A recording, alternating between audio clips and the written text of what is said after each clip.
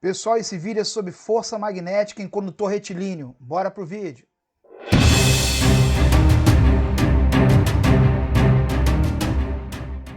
Então, pessoal, força magnética atuando, em um condutor retilíneo. Quando você passa a corrente elétrica por um fio, você está passando ali carga por um certo tempo, correto? E essa carga ela produz um efeito magnético no fio. O fio vai se comportar como se fosse um novo ímã. A primeira experiência que comprovou isso é a experiência de Ørsted. Ele colocou uma bússola próxima a um fio, ligado a baterias, e uma lâmpada para comprovar que ligava e desligava o circuito. Então, primeiramente, a bússola ficava na orientação do campo magnético terrestre, aquela orientação que a gente conhece, orientação norte-sul.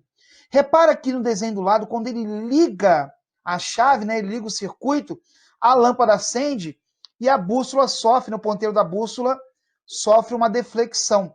Quer dizer, houve um aparecimento ali de um campo magnético que causou essa deflexão no ponteiro da bússola. Então, foi a primeira experiência que deu para a gente uma noção que a eletricidade andava junto com o magnetismo e que o magnetismo andava junto com a eletricidade. Um não vive sem o outro. Então, quando eu passo corrente elétrica por um fio, aparece uma força magnética se esse fio estiver no interior de um campo magnético.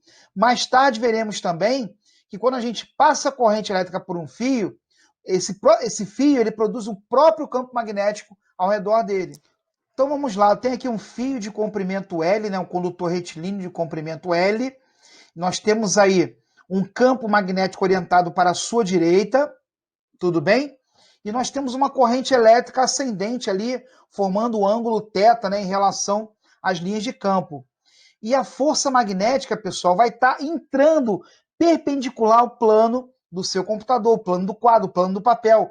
Então nós temos aí a regra da mão direita, mais uma vez, sendo aplicada no magnetismo. Regra da mão direita espalmada, tudo bem, pessoal? Representa, a direção e sentido de um produto vetorial. Força magnética, resultado de um produto vetorial entre o vetor V e vetor B. Então vamos para a demonstração da equação. Força magnética, como nós já vimos, QVB seno θ. Esse é o módulo da força magnética do produto vetorial força magnética. Substituindo aqui no lugar, pessoal, de Q e ΔT, lembra da equação do Kit? Carga elétrica, quantidade de carga é corrente vezes o intervalo de tempo. Então, substituindo, eu chego no I ΔT vezes V vezes B seno θ. Galera, ΔT vezes V, V ΔT, é ΔS, é espaço, é comprimento. Então, eu posso substituir no lugar disso L, L de comprimento. Então, teremos, para ficar mais sonora, passo o B para frente, a ordem dos fatores não altera o produto. Então, força magnética fica bil seno θ. Esse ângulo θ é o ângulo formado entre a corrente elétrica que passa pelo condutor e o vetor indução magnética. Então, temos aí a regra da mão direita, ou regra da mão direita espalmada, regra do tapa, tanto faz. Nós temos aí campo, na direção e sentido desses dedos, tudo bem, desses 4 dedos. A velocidade agora vai ser corrente elétrica, tá, pessoal?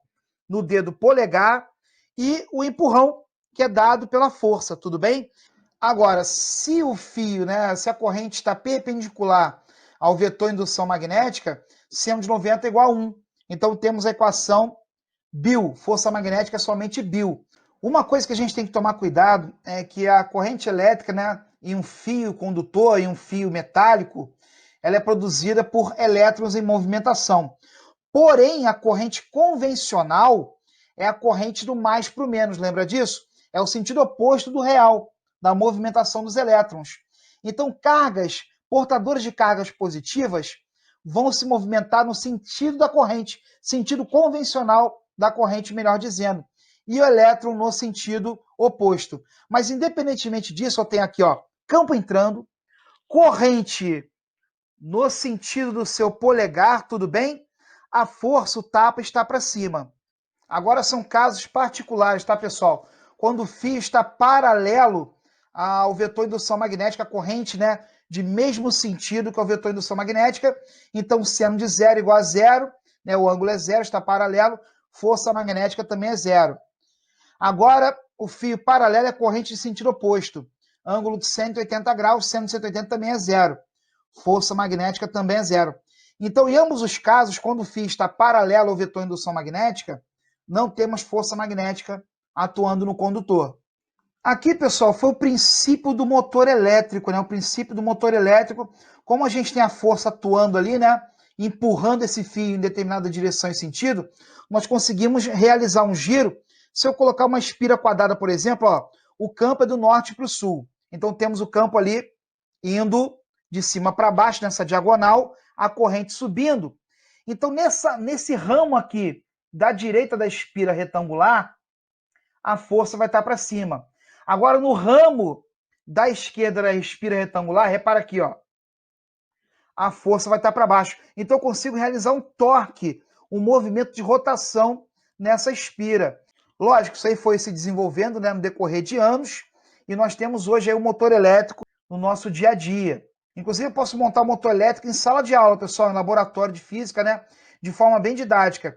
É só enrolar fio de cobre esmaltado, muitas voltas, quanto mais voltas melhor, né? Ligar uma pilha e colocar um ímã embaixo. Nós temos ali a rotação nessa bobina de cobre, né?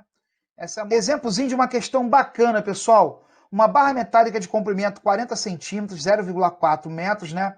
É sustentada por dois fios também metálicos, em meio a um campo magnético B de 0,2 Tesla. Em seguida, o sistema é conectado a uma bateria e, desta forma, uma corrente de 1 ampere flui pelos fios. Então, está passando pelo fio aqui, ó, uma corrente de 1 ampere. Uma força magnética, então, age sobre a barra, fazendo com que a mesma fique erguida um ângulo, né, sob um ângulo de 30 graus com a horizontal. Olha a figura aí. Sabendo que nesse momento a barra está em equilíbrio, opa, equilíbrio, isso te remete aqui. Ah, galera, estou no magnetismo, não interessa. Se a barra ficou em equilíbrio, no equilíbrio de translação, a força resultante é zero. Ah, então vou utilizar a lei de Newton? Sim. Não é porque eu estou em magnetismo que a lei de Newton deixou de ter validade. Nós temos lei de Newton aqui também, tá, pessoal? Pode-se afirmar que a massa da barra em quilogramas é D. Então, pessoal, vou resolver uma questão de estática. Uma questão de estática com uma nova força, né? Força magnética em condutor retilíneo. Nós temos aqui a tração no fio, tá aqui. Nós temos aqui a força magnética, né? Ela tem que ser horizontal para a direita para empurrar essa barra para a direita. Repara a posição inicial da barra e a posição final. E a força peso. Agora vamos conferir, pela regra da mão direita, a direção e sentido da força magnética. Ó, o campo magnético é nesse sentido aqui, ó, do norte para o sul. Tudo bem? Então, campo, corrente e força, pessoal. A força está empurrando na horizontal para a direita, tá?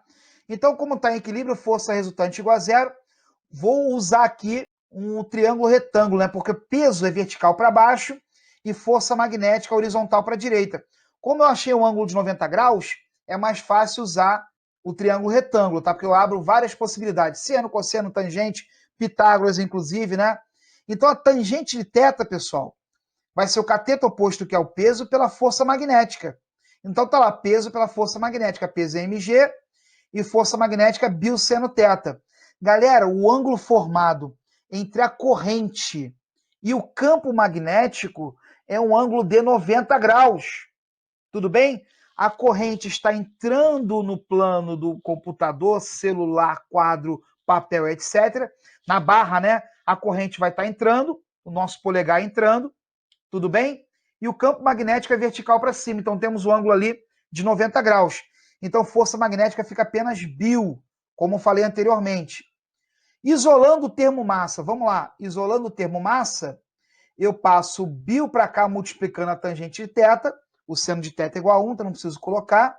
Então fica a massa, né? Isolei a massa, tangente θ vezes bio, dividido por g. O g veio dividindo aqui, né? A tangente de θ. Substituindo os valores, pessoal, ele deu tangente de θ na questão, 0,577, o B 0,2 Tesla, né? A corrente elétrica 1 ampere, o comprimento do fio 0,4 metros e a gravidade 10. Isso dá 0,04616, né? E assim por diante. Então, o gabarito, pessoal, fica sendo letra D, ó. Ele aproximou 4,62 vezes 10 a menos 3. Tá aqui a resposta.